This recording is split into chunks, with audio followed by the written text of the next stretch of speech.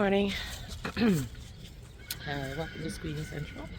It is a lovely 46 degrees out here today, end of February.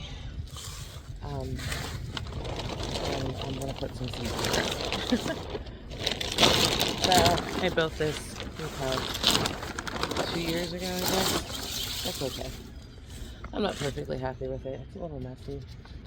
I don't know. I might try to fix it at the end of the summer. I'm not decided yet. I just know I'm not happy with it. So the other day I came in here and I actually added some fertilizer in here, organic fertilizer, and I wet it really good because it had been covered all throughout the winter, and to make sure it started to get moist. So now, ouch. Oh, my back hurts first thing in the morning. So now I'm going to give it another little dousing. And in this one, I think I'm going to plant some,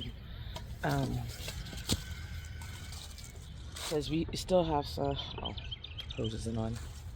But we still have some cold days coming, where it might get into the freezing at night. So I'm planning it. I'm going to plant some beets in there so I can close it, because beets don't really like freezing. But they'll like the 50-degree temperatures we're going to have for the next couple days. And then hopefully it'll stay up higher than that afterwards. So beets, turnips in that one, and then the other one. And then in the beds that aren't covered, I think I'm going to plant some bok choy. I actually have a bag of rabbit poop you can put directly on your gardens. They don't have to go through the composting time frame like chicken should. Well, chicken does and doesn't, but like cow and horse manure definitely does. So I have this empty bed here. I have this bed next to the second dome, and I'm just going to add, these were string bean plants, so I've taken off the tops. The nitrogen fixing roots are still down there, but I'm going to add this bag of rabbit poop on top. It's been sitting outside actually in this bag for a little over a month because I just hadn't moved it where I wanted it. So it's pretty broken down. I will get a, some kind of tool to spread it.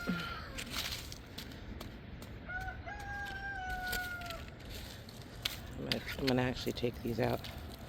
These are the mats that the rabbits sleep on. They eat them, so it breaks down. It's not hay. I can't think of exactly what it is, but it's natural. But those aren't enough. I'm not gonna spend time myself trying to break them down, and I don't think they'll break down with enough vigor in here. So. Still a little frozen lower. So I think I might plant some bok choy in here and tatsoi, because they can take the cold if it freezes. Maybe this might start later if it gets too cold too fast. Okay. Yeah, I'll get a tool and do that better. Use what I had at the time. Alright, so I'm going to go back over here, turn the water on.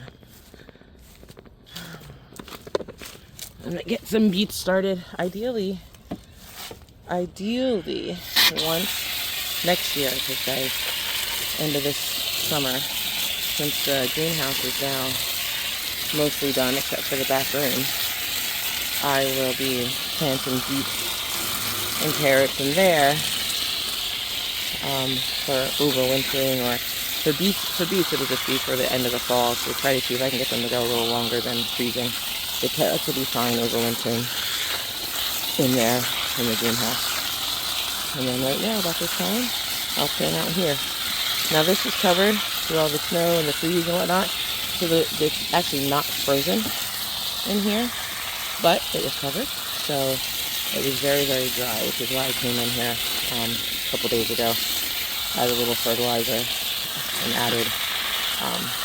and watered it really, really, really well, because it didn't get the snow, which has lots of good minerals and nutrients in the snow.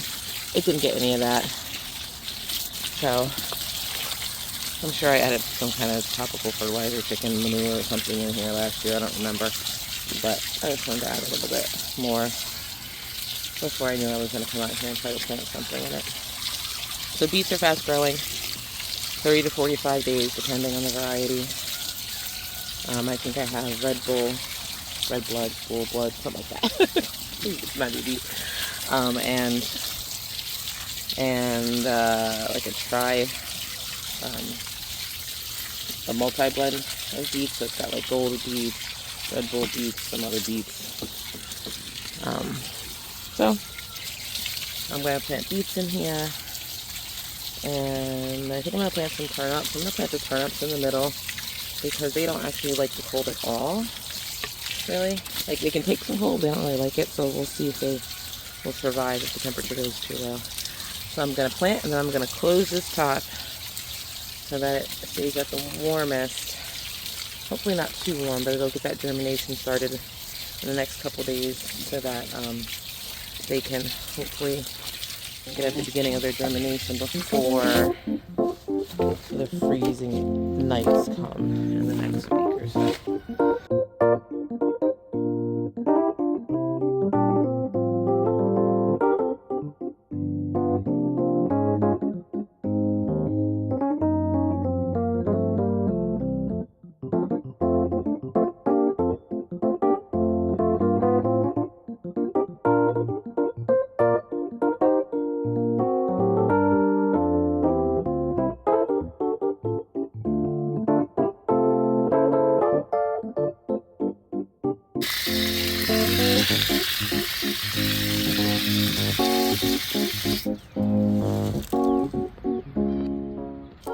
Alright, so I just closed it down. I left the board in there with a little bit of airflow. Doesn't really need it, but doesn't hurt.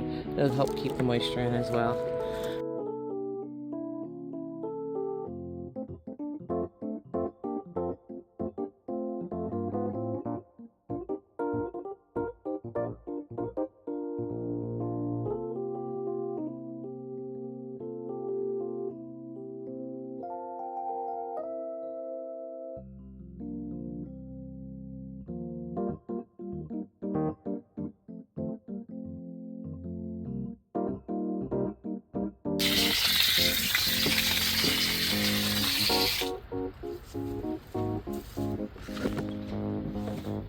This bed needs a complete, like, overhaul.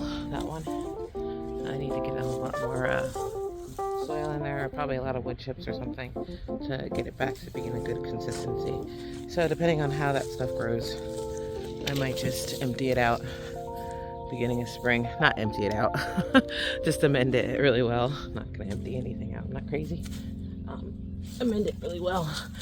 Make sure it's got some good aeration going on in there.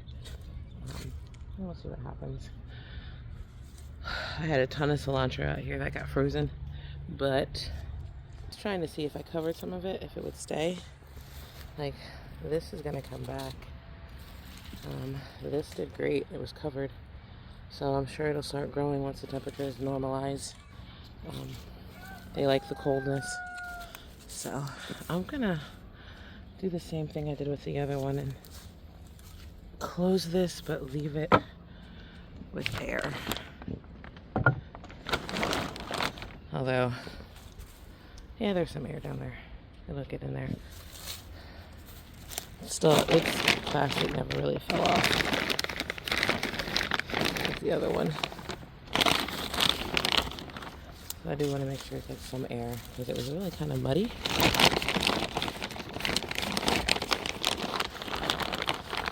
think that's a factor. There we go. That'll definitely give it some air. Bed was kind of muddy, but I think that's a factor of the fact that it went from getting all kinds of air to no air. Come on, baby girl. So now we're going to check on the chickens. That's where we were supposed to go first. But Mama stopped here and she's like, what are you doing? Go check on those chickens. So check on those chickens, right? So the pill bugs got all of the kale and collard seeds because they're tiny. I don't know if you saw them in my hand, but they're really small and they're tiny, so they easily ate them. They're not a big seed, but so hopefully I killed them, and the demetrius will dry them out and they won't come back. If they do, I'll have to figure out something else. If you have suggestions, please tell me. I haven't had that problem before with pill bugs. Good morning, ladies and gents. Say hi. Hello, Vader. Yes, good morning, Chunks. I need to lime, you guys. Hey, Magic. Always say good morning to my roosters. Where's Gohan? Gohan. Gohan, are you in there? What are you doing in there? Hey, Gohan. That's my beautiful boy. What are you doing up there, huh? Can't get him a good picture of you. Let's see. Hi. Hi, Gohan.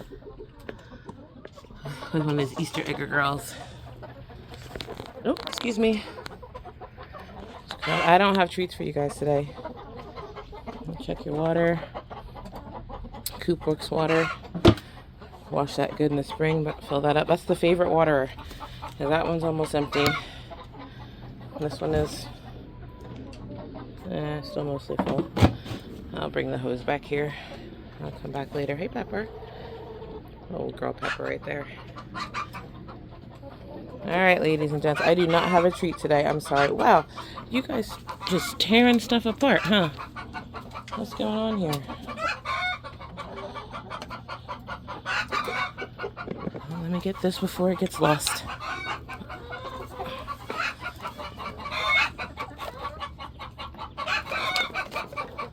So this is a like a toy feeder. I just used it the other day and gave them some pellet feed. I put it in there, and then they can take their time throughout the day and cook it out.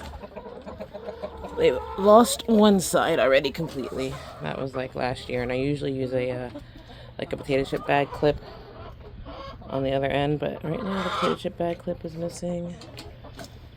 So I just come in here and make sure I put it back up so they don't get lost completely. I'll just grab another potato chip bag and hook it on the end here, and it helps keep it on for a little while. I just gotta do it again. But 4 roosters, bunch of hens, all doing well.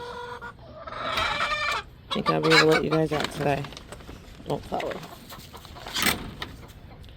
Any eggs today? Of course there's eggs in the morning.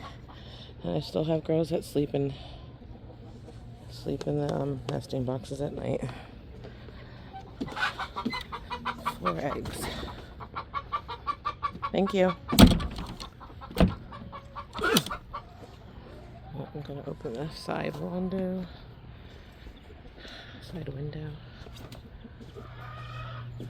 Ventilation.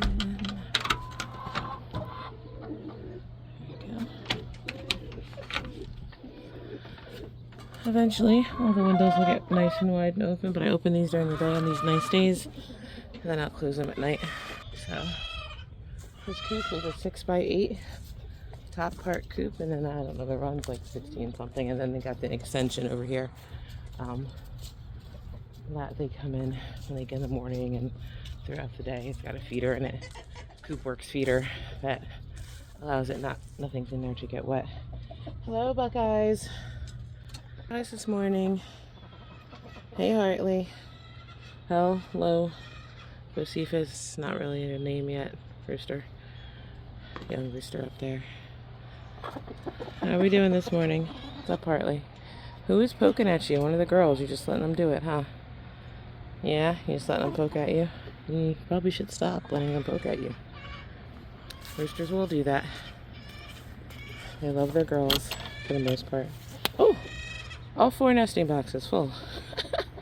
Want to take that? Thank you. Anyone else got one under them yet? I'm glad you guys like don't wait. I'm gonna take yours too. Do I really need to take these right now? No. But, excuse me, ma'am. Sorry. Oh, you have 2 under you already. I know they're not all yours, but thank you. All right, back to it, ladies. Good job. That was at 8 this morning. We are picking up again. I love it. All right, so that's my morning walk with Kamaria. Thank you for joining me, and I'll see you later. Have a blessed day. Bye.